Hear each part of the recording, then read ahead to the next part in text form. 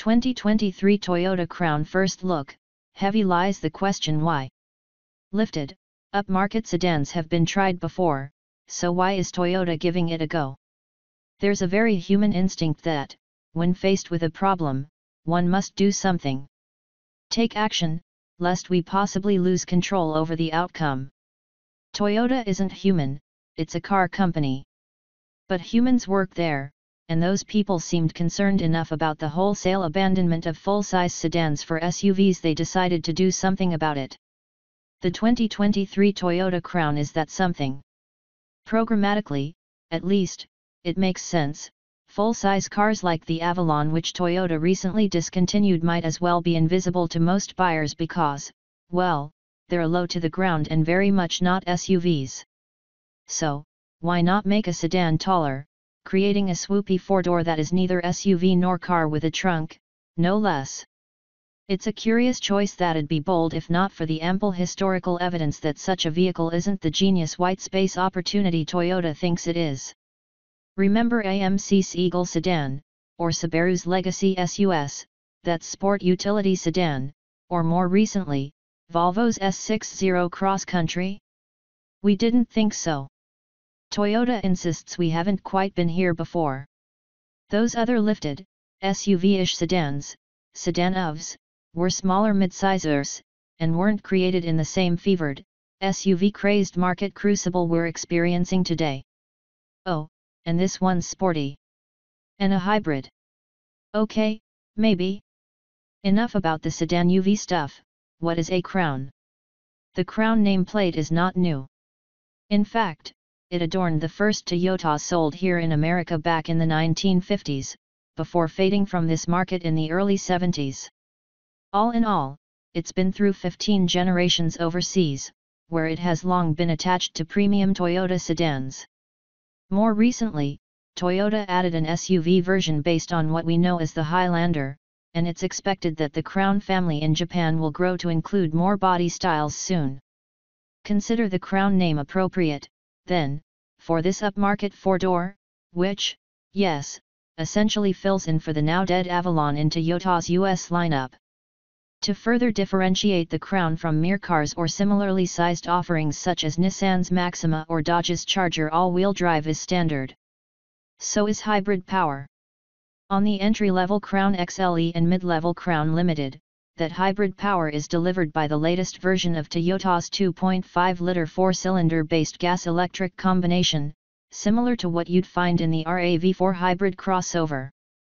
Final power figures are forthcoming, but look for something in the neighborhood of 236 HP between the dual-front electric motors and gas engine and the separate, third, electric motor that independently powers the rear axle.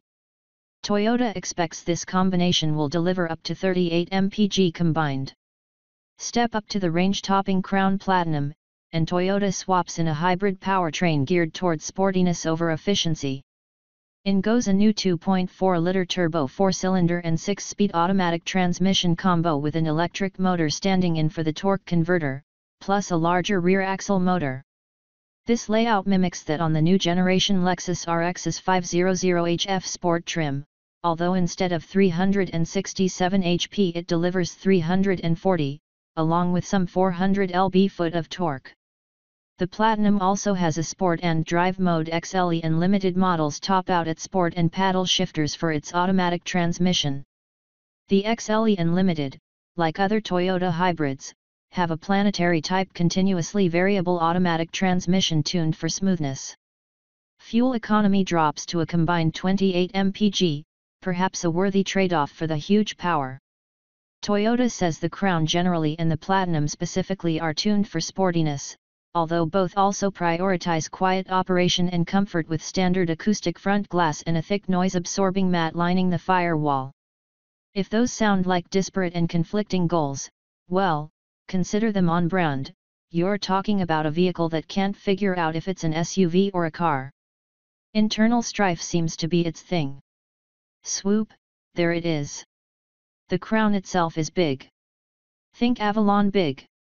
It is 194 inches long, 72.4 inches wide, 60.6 inches tall, and its wheelbase stretches 112.2 inches.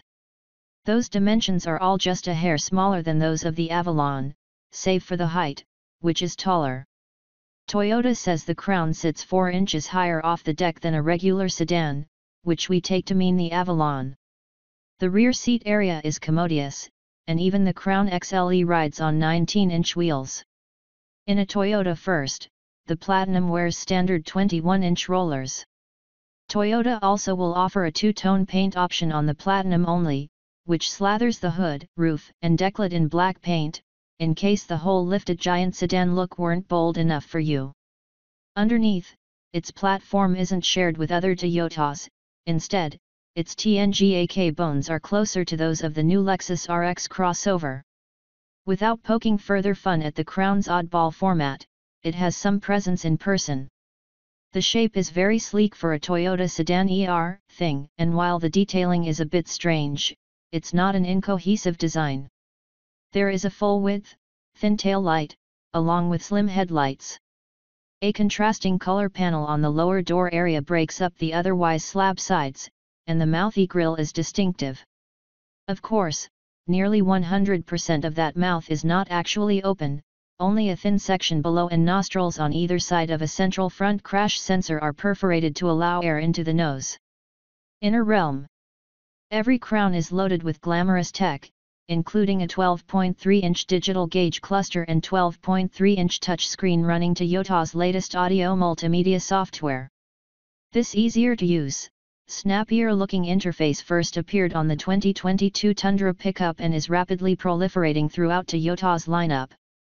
A thin row of climate control buttons live beneath this screen, as does a central volume knob. While XLE versions get a 6-speaker audio system, Limited and Platinum models upgrade to an 11-speaker JBL setup. Other niceties include standard heated front seats, ventilated and heated up front and heated in back on Limited and Up, Toyota's Softex faux leather, Limited and Up get real leather, and Toyota Safety Sense 3.0, TSS, active safety features including blind spot monitoring, adaptive cruise control, and lane keep assist. Limited and Up also get full LED headlights, parking sensors, and rain-sensing wipers. For the Platinum, Toyota also fits an electronically adaptive suspension, which can firm up or soften depending on which drive mode is selected. We poked around the interior of the new Crown and felt it was premium, but not quite Lexus level. There are some mainstream-feeling plastics on the door panels and center console, but the overall look is definitely more upmarket than you'll find on any other Toyota. One glaring issue we found has nothing to do with quality, but practicality. For as large as the cabin is, the trunk, yes, there's a trunk, not a hatch like the fastback roof suggests, feels Corolla-sized at best, and with an odd opening and only a small pass-through to the cabin with the rear seats folded. Whether this combination of supposedly sporty, or at least powerful, hybridness and tall sedanness is something buyers are looking for remains to be seen. What we can say is that Toyota's conviction to do something for full-size sedans is as admirably human as it is abnormal.